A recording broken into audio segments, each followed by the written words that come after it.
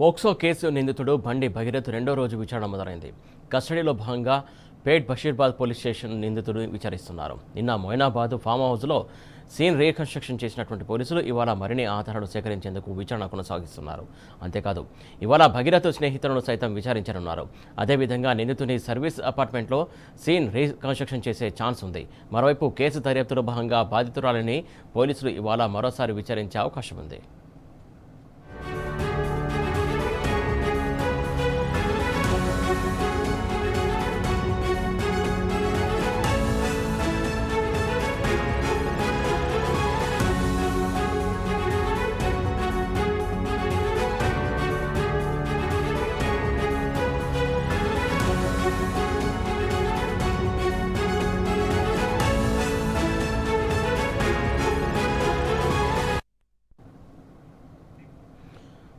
ఇటు POCSO case నిందితుడికి సంబంధించి బండి భగీరథ్ రెండో రోజు విచారణ మొదలైంది. దీనికి సంబంధించి పూర్తి అప్డేట్స్ అందించడానికి మా కరెస్పాండెంట్ సందీప్ రావు పేట్ బషీర్బాగ్ పోలీస్ స్టేషన్ నుంచి సిద్ధంగా ఉన్నారు.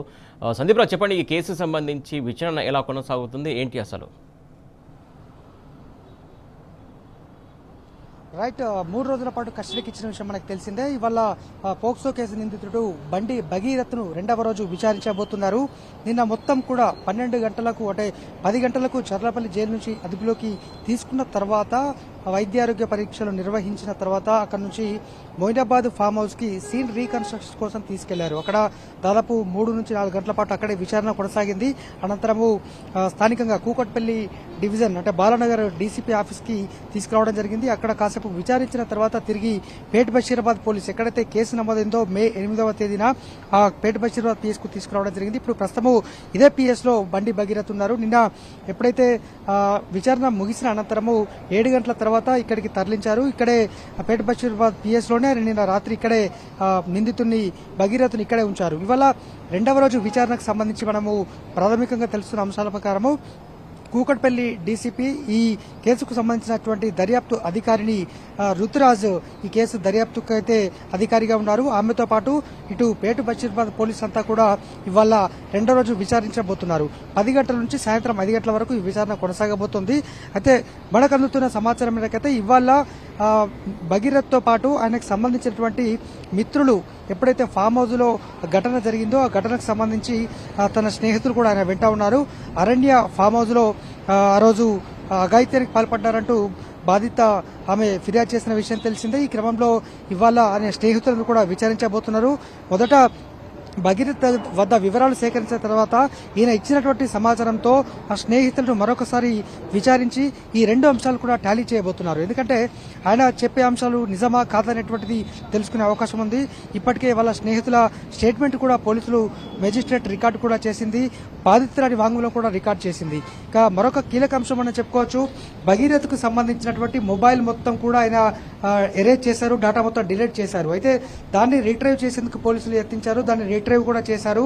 సాంకేతిక ఆధారాలు టెక్నికల్ ఎవిడెన్స్ కోసం అయితే పోలీసులు ఖచ్చితంగా ఇంపార్టెంట్ కాబట్టి ఆ టెక్నికల్ ఎవిడెన్స్ పైన కూడా దృష్టి సారించారు. కారణం బాధితురాలు ఎవరైతే ఉన్నారో ఆమె టెక్నికల్ ఎవిడెన్స్ కూడా మొత్తం స్క్రీన్ షాట్ తో సహా వాట్సాప్, స్నాప్చాట్ మెసేజ్లు మొత్తం కూడా ఇప్పటికే పోలీసులకు అందించింది. దీంతో ఆ అంశాలు అంటే ఆ స్క్రీన్ షాట్లు మొత్తం కూడా భగీరథ్ వద్ద ఉంటాయి. కానీ ఆయన ఫోన్ మొత్తం డిలీట్ చేశాడు. అయితే అవి కూడా డేటా సేకరించాలి కాబట్టి ఆయన ఫోన్లో ఈ 2 కూడా టాలీ చేసిన తర్వాత ఈ టెక్నికల్ ఎవిడెన్స్ కూడా పోలీసులు కోర్టులో ప్రవేశపెట్టబోతున్నారు.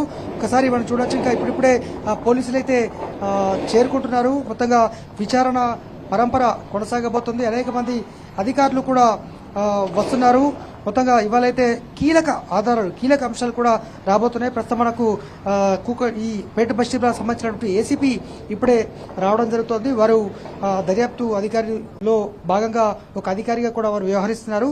వల్ల మొత్తానికి రెండవ రోజు విచారణ అంటే రేపు ఒకటే రోజు ఉంది కాబట్టి ఇవాళ కూడా అత్యంత కీలకమైన అంశాలపైన ఇవాళ ఎవిడెన్స్ సేకరించే అవకాశం ఉంది. వాంగ్మూలం కూడా A to Z రికార్డ్ చేయబోతున్నారు.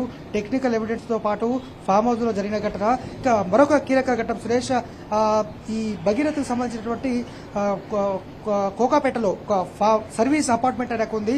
ఆ సర్వీస్ అపార్ట్మెంట్ లో కూడా ఇవాళ దానకరాంగూడలో ఉన్నటువంటి సర్వీస్ అపార్ట్మెంట్ లో కూడా ఇవాళ సీన్ రీకన్స్ట్రక్షన్ మరొకసారి ఇవాళ చేయబోతున్నారు. భగీరథను అక్కడికి తీసుకుపోయే అవకాశం ఉంది. అయితే ప్రస్తుతం ఇక్కడ విచారణ కొనసాగుతున్నప్పటికీ కూడా స్థానిక ఈ పర్యవేక్షణాధికారి రితిరాజ్ వచ్చిన తర్వాత డీసీపీ బాలనగర్ కార్యాలయానికి తీసుకెళ్లి అక్కడ స్నేహితులు అలాగే బాధితురాలు కూడా వచ్చేటువంటి అవకాశం ఉన్నట్టుకైతే ప్రాథమికంగా తెలుస్తోంది.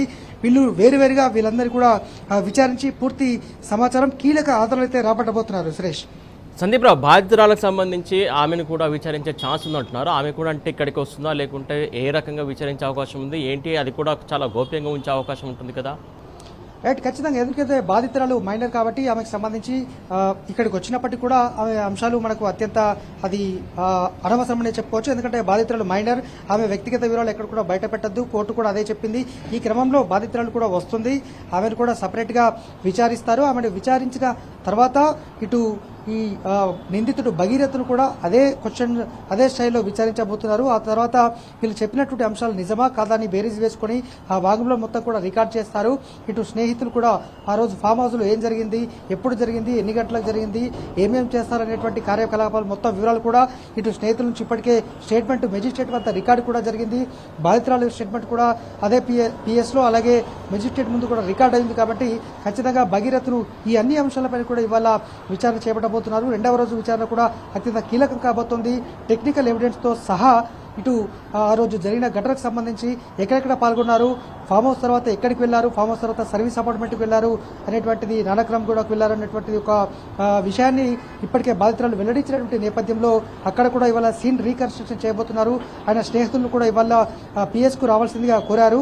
మరి ఇక్కడే విచారిస్తారా లేదంటే బాలనగర్ డీసీపీ కార్యాలయంలో రితిరాజ్ వారి ఆధ్వర్యంలో విచారణ కొనసాగబోతోంది. మరి ఇక్కడ నుంచి అక్కడికి తరలిస్తారా లేదంటే ఇదే పిఎస్ లో నిన్న నిందితుడు ఎక్కడైతే బస చేసిన పేట్ బషీర్బాద్ పిఎస్ కేసు నమోదైన ప్రాంతం ఉందో ఇక్కడే విచారిస్తారనేది మాత్రం మనకు మరి కాసేట్లో తెలియబోతోంది. మొత్తానికి ఇప్పటికే బందోబస్తుతో పాటు దానికి సంబంధించినటువంటి విచారణ అధికారులు, ఇన్వెస్టిగేషన్ టీం అంతా కూడా దిగింది. టెక్నికల్ ఎవిడెన్స్ తో సహా అక్కడికి వెళ్ళినటువంటి మొయినాబాద్ సంబంధించి నిన్నటి అధికారులు వీళ్ళంతా కూడా చేరుకున్నారు. అయితే ఒక మిస్గైడ్ చేసే ప్రయత్నం చేస్తున్నప్పటికీ మీడియాను, కానీ ఎప్పటికప్పుడు పూర్తి స్థాయిలో భగీరథకు సంబంధించి అంశాలు బయటకు వస్తూనే ఉన్నాయి. మొత్తంగా విచారణ ఎంత గోప్యంగా జరిపినప్పటికీ కూడా కేసు అంశం బాధితురాలు పక్కగా ఉంది కాబట్టి అన్ని ఎవిడెన్స్ బయటకు వస్తున్నాయి. సురేష్, సందీప్ రావు, ముఖ్యంగా ఇక్కడ ఏదైతే భగీరథ్ సంబంధించి స్నేహితులకు సంబంధించి విచారణ చేపట్టారో ఆ స్టేట్మెంట్ కూడా రికార్డ్ చేశారు. అంటే ఎంతమంది స్నేహితులను విచారించారు, ఎంతమంది రికార్డు చేశారు, ప్రధానంగా ఇప్పుడు కూడా స్నేహితులను పిలుస్తున్నారు కదా, ఎంతమందిని పిలుస్తున్నారో అసలు ఏంటది? అంటే వాస్తవంగా రోజు మోయినాబాద్ ఫామ్ హౌస్ లో ఘటన జరిగినప్పుడు కూడా నిందితుడు భగీరథ్తో పాటు ఆయన మిత్రులు ఒక నలుగురు ఉన్నట్టు మనకు ప్రాథమికంగా తెలుస్తోంది. ఆ నలుగురితో పాటు భగీరథ్ 5 ఉన్నారు. ఇటు బాధితురాలు కూడా అప్పుడు అక్కడే సందర్భంలో ఉంది కాబట్టి 6 కూడా ఉన్నారు. మొత్తంగా ఈ నలుగురిని ఇవాళ రావాల్సిందిగా ఇక్కడికి పిలిపించారు. ఆ నలుగురు మరి కాసేపటి కూడా రాబోతున్నారు. 11 తర్వాత పిఎస్ లో హాజరు కావాల్సిందిగా 11 వరకు రావాల్సిందిగా కోరారు. వాళ్ళు మరి కాసేపట్లో ఇక్కడికి చేరుకోబోతున్నారు. వాళ్ళను పూర్తి స్థాయిలో అంటే ఇప్పటికే వాళ్ళు ఆల్రెడీ స్టేట్మెంట్ రికార్డు కూడా అయింది. కానీ ఇప్పుడు భగీరథ్ ఏం చెప్తాడు, భగీరథ్ చెప్పింది వాస్తవమా, మరి వీళ్ళు చెప్పింది వాస్తవం? ఎందుకంటే నిందితుడు ఎలాగూ కూడా పూర్తి స్థాయిలో సమాధానాలు చెప్పకుండా దాటవేసే ప్రయత్నం చేస్తుంటారు. ఈ క్రమంలో వాళ్ళ స్నేహితులను ముందే ఉంచి నేరుగా వాళ్ళతో మాట్లాడి వాళ్ళు చెప్పినటువంటి ఆన్సర్లు, సమాధానాలతో పాటు ఇటు భగీరథ్ చెప్పే అంశాలు కూడా టాలీ చేసి ఎవరిది నిజమని అక్కడే నిగ్గు తెల్చబోతున్నారు. ఇవన్నీ కూడా రికార్డు ఉండబోతోంది. దీన్ని రేపు సాయంత్రం 5 గంటలకు మెజిస్ట్రేట్ ముందు భగీరథ్ను హాజరుపరిచిన తర్వాత ఈ రికార్డు మొత్తం కూడా అక్కడ ప్రవేశపెడతారు. అయితే ఈ నలుగురు స్నేహితులుగా మనకు తెలుస్తుంది. వాళ్ళంతా కూడా ఆ రోజు భగీరథ్తో పాటే ఆయన వాహనంలోనే మరో వాహనంలో కూడా వచ్చారు. దానికి సంబంధించినటువంటి ఫుటేజ్ కూడా అక్కడ మొయినాబాద్ అరణ్య ఫామ్ హౌస్ నుంచి పోలీస్ అధికారులు స్వాధీనం చేసుకున్నారు. ఆ కోణంలోనే దర్యాప్తు చేస్తున్నారు. ఆల్కహాల్ తీసుకోవడంతో పాటు ఏం జరిగింది, బాధిత మహిళని ఏ విధంగా వేధింపులకు పాల్పడడం జరిగింది అనేటువంటి అంశాలైతే కీలకంగా మారాయి. ఒకసారి మనం చూడొచ్చు, పేట్ బషీర్బాద్ పిఎస్ లోపల ఇన్వెస్టిగేషన్ అధికారుల టీం కూడా ఇప్పుడు అక్కడ ఉంది. వాళ్ళంతా కూడా నిందితుడు బండి భగీరథ్ని అయితే ప్రస్తుతం విచారిస్తున్నారు. ఇక్కడ నుంచి కాసేపట్లో అక్కడికి బాలనగర్ పిఎస్ స్థానికంగా 4 కిలోమీటర్ల దూరంలో ఉన్నటువంటి Kukatpally division Balanagar PS DCP కార్యాలయానికి తరలించబోతున్నారు. అక్కడికి తరలించిన తర్వాత అక్కడ పూర్తి స్థాయిలో ఇటు విచారణ పరంపర అయితే కొనసాగబోతోంది. మొత్తంగా ఇవాళ రెండవ రోజు విచారణ మాత్రం అత్యంత కీలకమని మనం చెప్పుకోవచ్చు. ఎందుకంటే నిందితుడు పూర్తి స్థాయిలో సమాధానం చెప్పకపోవడం ఒకటి, ఆధారాలు ధ్వంసం చేయడం ఒకటి. ఎందుకంటే ఆయన అరెస్టు మే 8న కేసు నమోదైంది. ఇదే పేట్ బషీర్బాద్ పిఎస్లో మే 16న అరెస్ట్ అయ్యారు. అప్పటి వరకు పరారులో ఉన్నాడు. అరెస్ట్ అయిన తర్వాత ఆయన మొబైల్ స్వాధీనం చేసుకుంటే మొబైల్ మాత్రం ఇచ్చారు. అందులో డేటా మొత్తం తొలగించాడు. సిమ్ కార్డు మాత్రం తాను ఎక్కడో పెట్టి మర్చిపోయినటువంటి సమాధానం చెప్పాడు. అంటే ఆయన ఆధారాలు ధ్వంసం చేసినట్టు పోలీసులు నిర్ధారించి దానికి సంబంధించినటువంటి సిమ్ కార్డు కూడా తీసుకునే ప్రయత్నం చేస్తున్నారు. డేటా మొత్తం కూడా రీట్రైవ్ చేస్తున్నారు. ఇవన్నీ టెక్నికల్ ఎవిడెన్స్ అనేటువంటిది కీలకంగా మంది. కారణం బాధిత మహిళ ఇప్పటికే సాంకేతిక ఆధారాలు అంటే స్నాప్చాట్ ద్వారా చాట్ చేసింది కావచ్చు, అలాగే వాట్సాప్ ద్వారా చేసినటువంటి మొత్తం డేటా కూడా స్క్రీన్ షాట్స్ పోలీసులకు అందజేసిన నేపథ్యంలో ఇవాళ విచారణ కీలకంగా మారబోతుంది. Suresh, right, thank you Sandeep Rao.